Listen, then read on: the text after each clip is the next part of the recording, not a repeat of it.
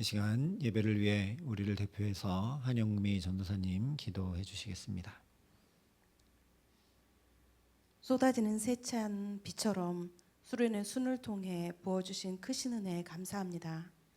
말씀을 통하여 주님께서 우리에게 주신 자리를 깨닫게 하셨사오니 언제나 주님께서 주신 자리에서 삶으로 온전히 하나님의 은혜를 드러내게 하여 주시옵소서.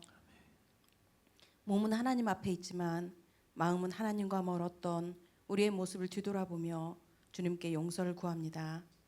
하나님, 우리가 하나님을 떠났던 고통의 자리에서 돌아와 다시 하나님 앞에 회복되는 은혜가 있게 하옵소서.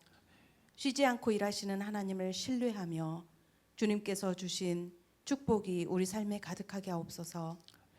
우리의 생각이 하나님의 뜻에 머물게 하시고 하나님의 때를 기쁜 마음으로 기다릴 줄 알게 하옵소서.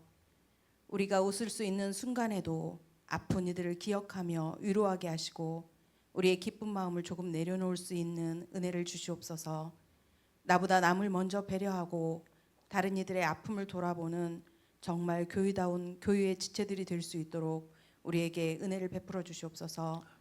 온 마음을 다하여 주님을 사랑합니다.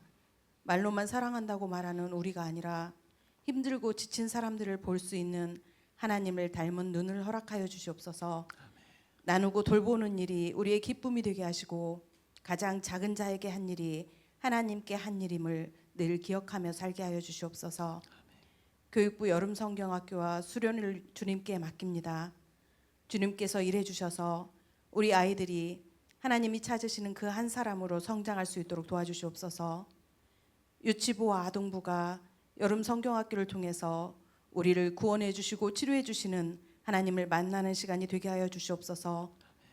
중고등부가 늘 언제나 곁에서 동행하시는 하나님을 만나게 하여 주셔서 하나님께 그들의 일생을 맡기는 아이들이 되게 하여 주시옵소서. 청년부가 부활의 기쁨을 누리며 증인으로서의 삶을 잘 살아가게 하여 주시옵소서. 몽골 단기 선교를 통하여 하나님을 보고 느끼고 깨닫게 하여 주시옵소서.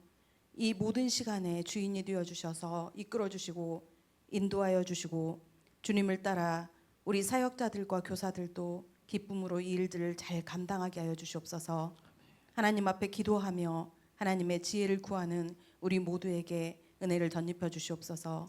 이 시간 말씀하실 하나님 감사합니다. 말씀을 전하실 목사님의 모든 삶을 주관하여 주시고 은혜와 사랑이 넘치는 가정이 되게 하여 주시옵소서. 말씀을 전하기 위해 단위에 설 때마다 주님께서 강권적으로 역사하여 주셔서 살아서 역사하시는 능력의 말씀이 잘 증거되게 하여 주시옵소서. 말씀을 듣는 우리 성도들에게 한결같은 은혜를 주셔서 말씀을 들을 때마다 하나님께서 말씀하시는 음성이 들려지게 하시고 마음이 지치고 힘든 자에게는 위로와 사랑의 말씀이 증거되게 하옵소서. 우리를 향한 주님의 뜻을 분명히 들을 수 있는 시간이 되게 하여 주시옵소서. 오늘도 우리의 삶을 주관하시고 우리의 힘이 되시는 예수님 이름으로 기도드립니다. 아멘.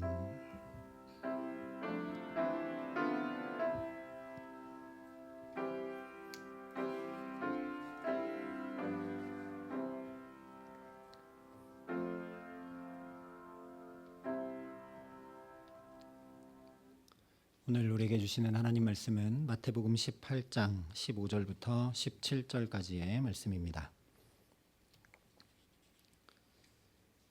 신약성경 30면에 있는 말씀입니다.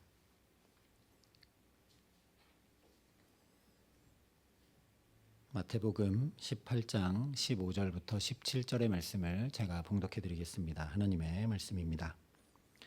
내 형제가 죄를 범하거든 가서 너와 그 사람과만 상대하여 권고하라. 만일 들으면 내가 내 형제를 얻은 것이요 만일 듣지 않거든 한두 사람을 데리고 가서 두세 증인의 입으로 말마다 확증하게 하라. 만일 그들의 말도 듣지 않거든 교회의 말하고 교회의 말도 듣지 않거든 이방인과 세리와 같이 여기라. 아멘. 오늘 15절부터 17절의 말씀은 너무나 당연한 얘기지만 바로 앞 14절에 이어지고 있는 말씀입니다. 14절까지는 누가 크냐 하고 서로 다투는 제자들, 그리고 그것이 자기들끼리 해결되지 않아서 예수님께 이것을 가지고 나와 묻고 결론 짓고 인정받으려고 하는 제자들, 그렇게 비교하고 남을 깎아내리고 내가 높아지려 하는 제자들에게 예수님께서 어린아이 하나를 데려다가 그들 가운데 세우시고 이렇게 말씀해 주셨습니다. 그러므로 누구든지 이 어린아이와 같이 자기를 낮추는 사람이 천국에서 큰 자니라. 그런데 이 정도로는 제자들이 알아듣지 못한 것 같습니다. 그래서 예수님께서 제자들 안에 품고 있는 적나라한 마음, 즉 남을 무시하고 업신여기는 마음에 대해 말씀해 주시며 이렇게 경고하셨습니다. 누구든지 나를 믿는 이 작은 자 중 하나를 실족하게 하면 차라리 연자맷돌이 그 목에 달려서 깊은 바다에 빠뜨려지는 것이 나으니라. 이렇게까지 그들의 마음을 두드리시고 깨우치시고 그 속에 있는 적나라한 것들을 들춰 보여주시고 하는데도 제자들의 마음이 얼마나 굳어있고 완악했던지 예수님께서 이번에는 잃은 양 비유로 그들의 마음을 일깨워 주셨습니다. 너희는 너희 수준에서 그렇게 비교하고 가치 경중과 높낮이를 따지는지 몰라도 하나님 앞에는 한 사람 한 사람이 너무너무나 소중한 사람이라는 것을 알려주신 것이죠. 마치 선한 목자가 양들을 가족과 같이 여겨서 그 중에 한 마리라도 잃게 되면 열일 다 제쳐두고 그 한 마리 찾으러 나서듯이 한 사람 한 사람을 가족 정도가 아니라 가장 사랑하는 자녀로 부르시고 귀히 여기시는 하나님의 마음을 말씀해 주셨습니다. 그리고 14절에 이렇게 결론 지어 주셨습니다. 이와 같이 이 작은 자 중에 하나라도 잃는 것은 하늘에 계신 너희 아버지의 뜻이 아니니라. 그리고 이어지는 말씀이 바로 오늘 말씀입니다. 그렇다면 오늘 말씀 역시 하나님의 뜻이 무엇인지 가르쳐 주시는 말씀일 수밖에 없겠죠. 14절 앞쪽에서는 제자들의 굳어지고 완악한 마음이 왜 그런지를 말씀해 주셨다면 이제 하나님의 마음과 뜻을 알았으니 그 뜻대로 행하며 살려면 어떻게 해야 되는가를 말씀해 주시는 것이 오늘 말씀입니다. 즉 하나님의 뜻대로 이 작은 자 중 하나라도 잃어버리지 않도록 하려면 어떻게 해야 되는가 구체적으로 말씀해 주시는 것입니다. 먼저 15절에 이렇게 말씀을 합니다. 내 형제가 죄를 범하거든 가서 너와 그 사람과만 상대하여 권고하라. 만일 들으면 내가 내 형제를 얻은 것이요. 어떤 사람이 죄를 지었습니다. 그러면 어떻게 하라고 그랬느냐? 그 죄 지은 것에 대해서 비난하고 판단하고 정죄하는 것이 아니라 조용히 그 사람과만 상대하여 권고하라 말씀하고 있습니다.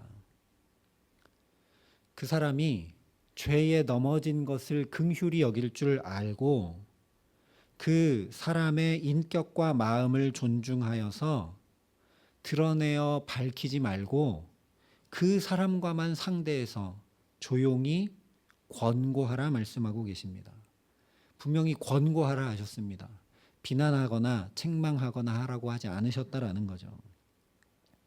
다만 죄를 얼버무리고 넘어가는 것이 아니라 정확히 그 범한 죄에 대해서 그 당사자에게 대면해서 말하고 권고하라 하셨습니다.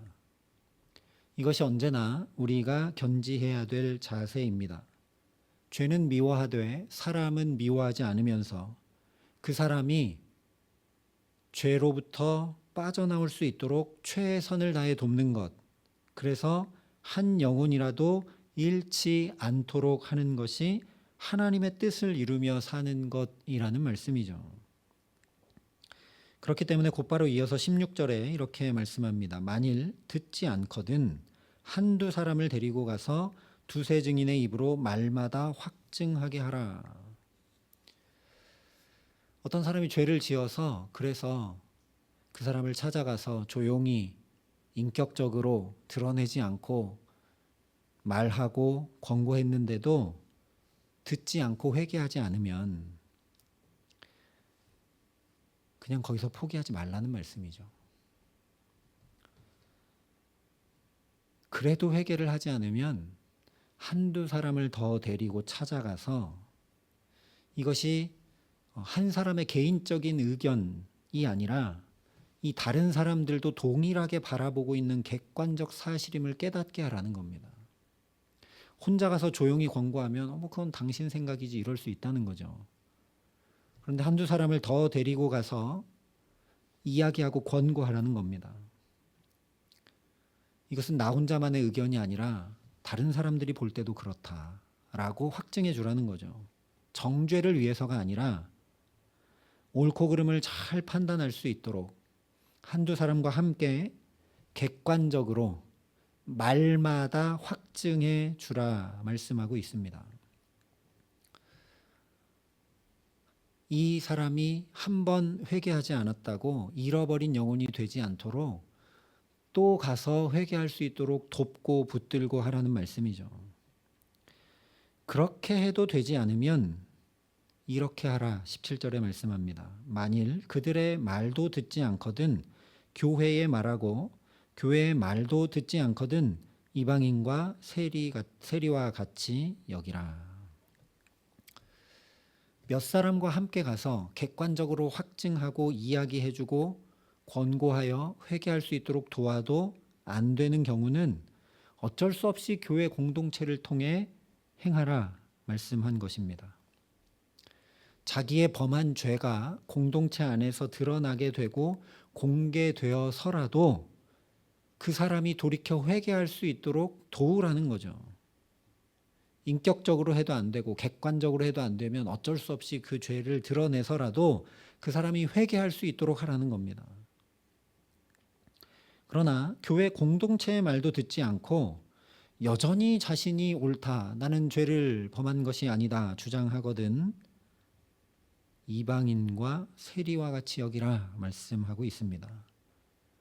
유대인들은 이방인 어떻게 여겼는지 아시죠? 짐승보다 못하게 여겼습니다.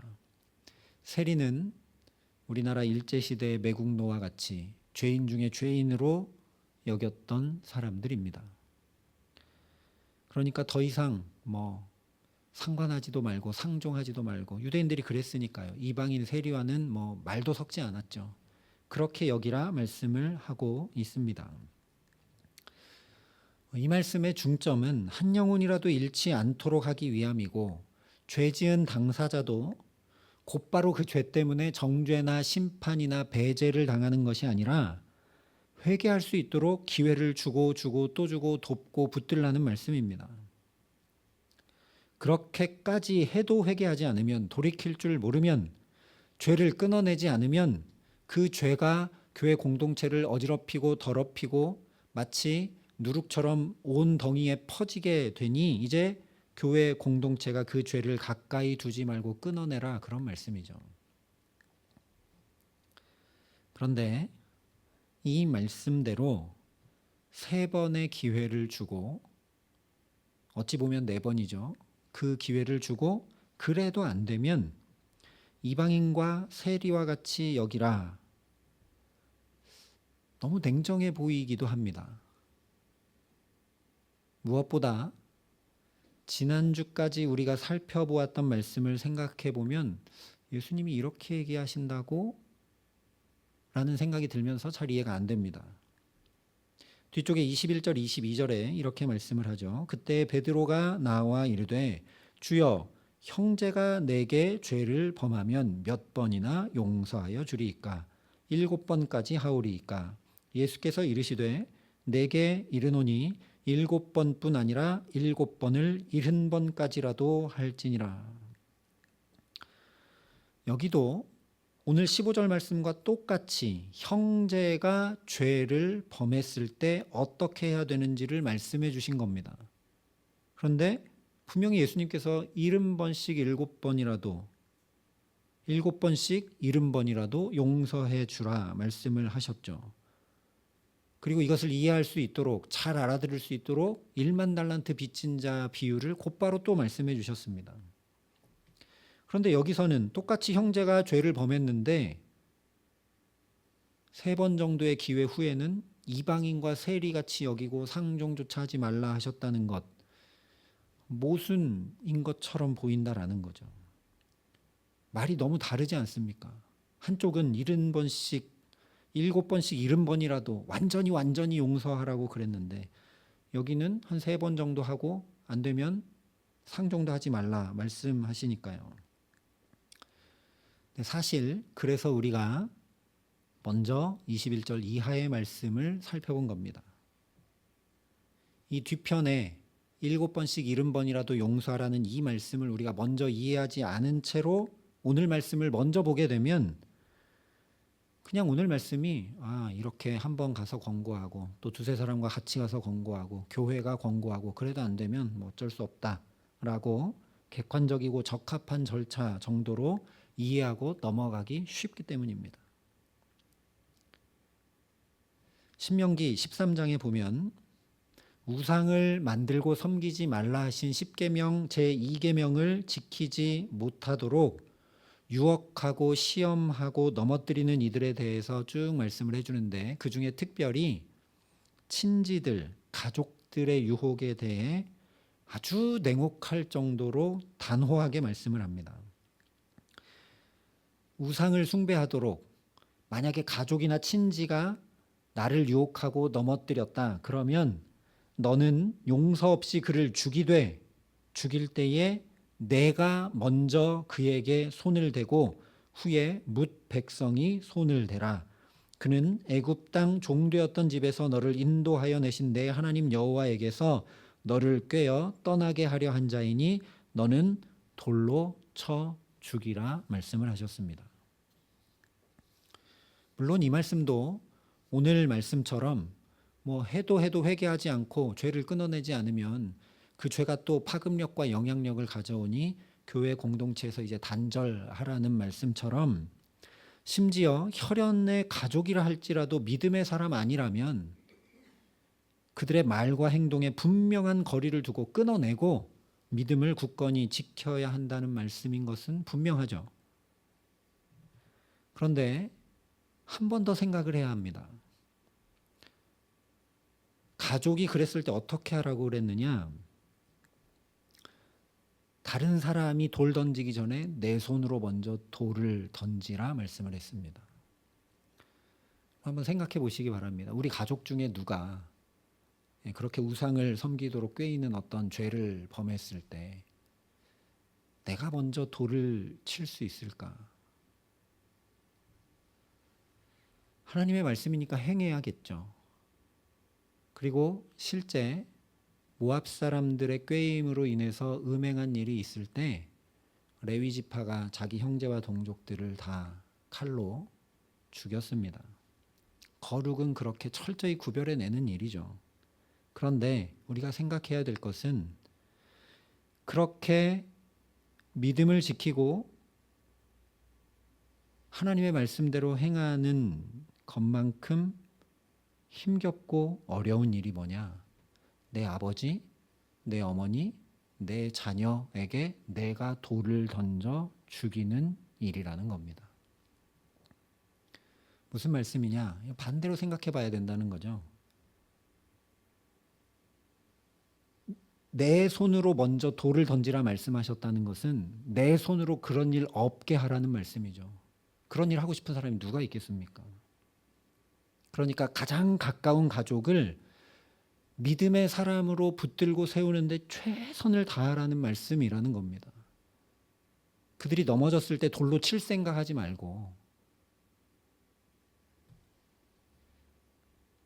그러니까 이 말씀은 물론 돌로 쳐 죽여서 악을 너희 가운데 깨끗이 제해내라는 말씀이기도 하지만 그렇게 사랑하는 가족에게 내가 돌을 던져서 죽여야만 하는 그 괴롭고 아프고 힘겨운 일이 없도록 하라는데 강조점이 있는 말씀이라는 거죠. 오늘 말씀도 똑같다는 겁니다. 만일 그들의 말도 듣지 않거든 교회의 말하고 교회의 말도 듣지 않거든 이방인과 세리와 같이 여기라. 이 말씀이 2번, 3번 기회를 주고 권고하고 회개할 수 있도록 돕고 붙들고 깨닫게 하고 말해도 더 이상 소망이 없으니까 짐승보다 못한 이방인처럼 여겨버리고 구원받을 수 없는 죄인인 세리처럼 여겨서 다시는 상종도 하지 말라, 그런 말씀이 아니라는 겁니다. 왜냐, 아까 말씀드린 대로 저 뒤쪽에 말씀한 것과 똑같이 내 형제가 죄를 범하거든 이라고 말씀하고 있기 때문입니다.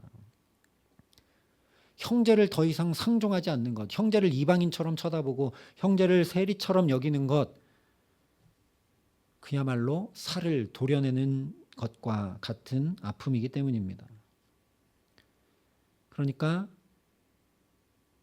형제를 돌로 쳐 죽이라 한 그 말씀과 똑같이 이런 상황이 오지 않도록 최선을 다해 형제가 죄를 범하지 않도록 붙들고 돕고 세우고 함께 믿음을 견지하라, 그런 말씀입니다. 그런 일이 일어나지 않도록 미리 챙기고 미리 살피고 미리 돕고 미리 세우고 미리 중보하고 미리 붙들라는 말씀이라는 거죠. 다른 편으로 조금 말해보면 내 주변에 가깝게 지내는 사람들이 그렇게 죄를 범하지 않는 사람들이어야 한다라는 겁니다. 내 주변에 가까운 사람들이 믿음의 사람들이어야 나도 유혹과 시험에 넘어지지 않는다는 말씀이라는 거죠.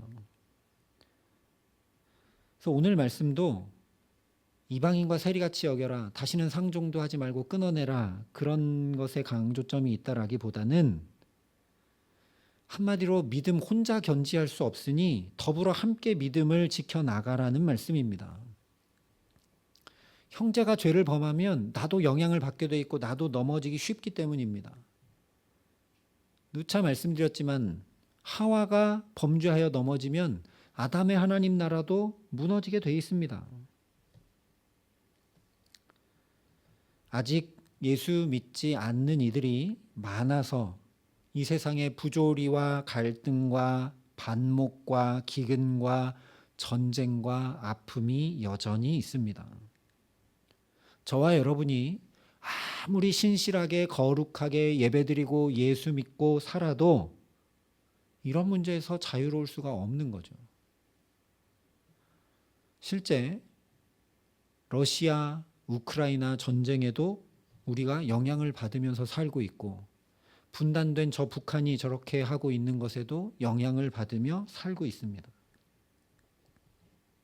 아담도 하와를 미리 살피고 돕고 하와를 홀로 있게 두지 않고 선악과를 먹으면 반드시 죽는다는 그 말씀을 뼈저리게 가르치고 함께 그 말씀을 꼭 붙들고 외우고 매일 생각하고 그랬으면 시험에 넘어지지 않을 수 있었다라는 거죠. 그러니까 교회가 너무너무나 중요합니다. 그래서 오늘 말씀을 보면 최종 어떻게 하라고 하셨느냐? 교회를 통해 하라 말씀하고 있는 겁니다. 이것이 무슨 말씀이냐면, 교회, 죄를 지은 그 사람도, 단어 자체가 형제 아닙니까? 죄를 지은 그 사람도 교회 안에 있는 지체임을 확인하라는 겁니다. 형제라는 거죠. 교회는 예수 그리스도를 머리로 하는 지체라고 말씀해 주셨습니다. 그렇다라는 겁니다. 그러니까 한 형제가 죄를 지으면 이 살이 썩어 문드러지고 떨어져 나가는 것 같은 아픔을 느낄 수 있어야 된다라는 겁니다. 그렇지 않으면 그 아픔과 그 괴로움을 느낄 줄 모른다면, 그러면 그 사람이 세리와 이방인 같은 사람이라는 것을 알라는 말씀이 오늘 말씀입니다.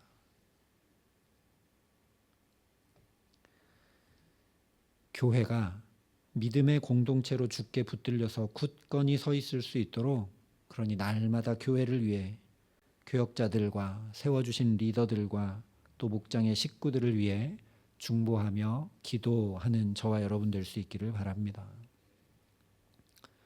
또한 우리 다음 세대들이 믿음의 굳건히 세워질 수 있도록 부지런히 복음을 가르치고 교육부를 위해 기도하기를 쉬지 않고, 아이들이 우리 모습을 볼 때 이질적이거나 말씀대로 하지 않거나 하는 그런 모습을 보이지 않도록 조심하고 믿음에 서 있기를 힘써야 합니다.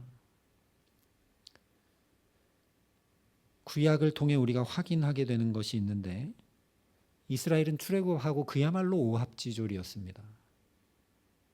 그래서 하나님이 불기둥 구름기둥으로 가나안 땅까지 인도해 가서 정탐도 다 하여서 그 땅이 얼마나 아름다운지 다 알게 하시고 경험하고 보게 하셨고, 약 한 달의 시간 동안 그 땅을 샅샅이 12명의 정탐꾼이 다 돌아다니고 거기서 열매 맺는 것이 얼마나 크고 아름답고 달콤한 것들인지 보게 하셨는데, 그리고 그 땅을 너희에게 반드시 주리라 말씀을 하셨는데, 정작 이스라엘은 거기 있는 거인 족속 보고 우리는 메뚜기 같다 하면서 두려워하고 애굽으로 차라리 돌아가는 게 낫다, 불신앙으로 자멸했습니다.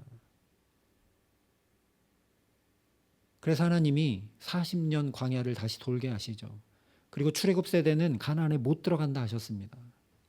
여러분이 출애굽 세대였으면 어떻게 하시겠습니까?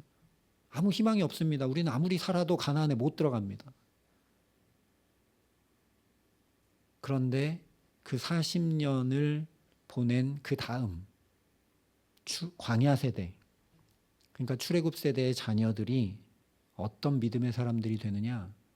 그냥 언약궤만 메고 요단을 건너버립니다. 언약궤만 메고 여리고성을 돌아서 그냥 무너뜨려 버립니다. 거인들이 있어서 못 가겠다고 울고 두려워 떨고 애굽에 있는 게 차라리 낫겠다고 했던 그 부모들의 자녀들이 이렇게 됩니다. 과연 40년 동안 출애굽 세대 그 부모들은 그냥 방황하고 소망 없이 살았을까요? 내 자녀에게 부지런히 가르치라 하신 말씀을 지켜 행하지 않았다면 모세 혼자 가르쳐서 그게 되겠습니까?